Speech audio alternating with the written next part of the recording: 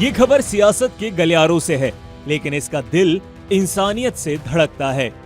रायबरेली से सांसद और लोकसभा में विपक्ष के नेता राहुल गांधी ने एक ऐसा ऐलान किया है जिसने हर किसी का ध्यान खींचा है।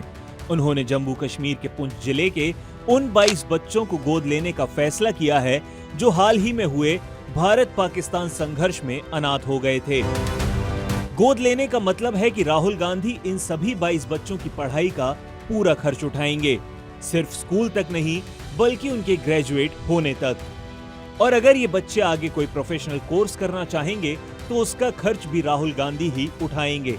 मदद की पहली किश्त जारी भी कर दी गई है ताकि इन बच्चों की पढ़ाई एक दिन के लिए भी ना रुके। लेकिन सवाल उठता है कि इन बच्चों पर यह कहर टूटा कैसे। चलिए आपको पूरी कहानी सिलसिलेवार तरीके से बताते हैं। कैसे अनाथ हुए ये बच्चे। इसकी शुरुआत हुई 22 अप्रैल को, जब आतंकियों ने पहलगाम में हमला कर 26 लोगों की जान ले ली। भारत ने इसका मुंह तोड़ जवाब दिया ऑपरेशन सिंदूर चलाकर और पाकिस्तान में बैठे आतंकियों के ठिकानों को नेस्त नाबूद कर दिया। बौखलाए पाकिस्तान ने अपनी कायरता दिखाते हुए 8 से 10 मई के बीच पुंछ और राजौरी के रिहायशी इलाकों पर अंधाधुंध गोलीबारी शुरू कर दी। इस गोलीबारी में 27 आम नागरिकों की मौत हो गई और 70 से ज्यादा घायल हुए। इन्हीं हमलों में इन 22 बच्चों ने या तो अपने माता पिता दोनों को खो दिया या अपने घर के इकलौते कमाने वाले को।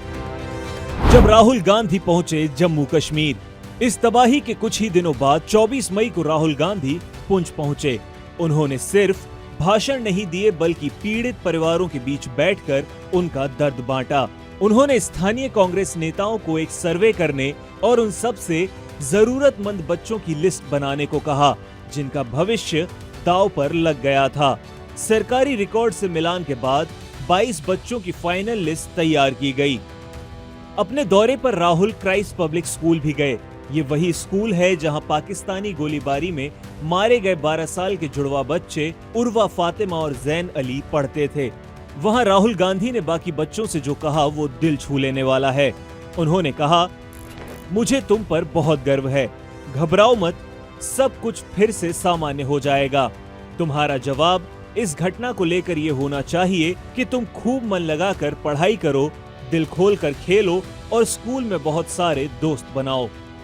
सियासत में नेता एक दूसरे पर आरोप प्रत्यारोप लगाते हैं, लेकिन जब कोई नेता सियासत से ऊपर उठकर सरहद पर दुश्मन की गोलियों से हुए जख्मों पर मरहम लगाने का काम करता है तो उसकी तारीफ होनी चाहिए।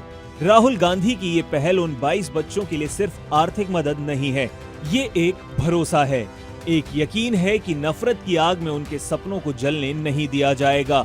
ये इस बात का सबूत है कि गोलियों की आवाज से ज्यादा ताकत कलम की स्याही में होती है। उम्मीद है कि ये बच्चे खूब पढ़ेंगे, आगे बढ़ेंगे और अपने पैरों पर खड़े होकर देश का नाम रोशन करेंगे। नेताओं के ऐसे ही काम राजनीति को एक नई दिशा देते हैं। इस पहल पर आपकी क्या राय है, हमें कमेंट्स में जरूर बताइएगा।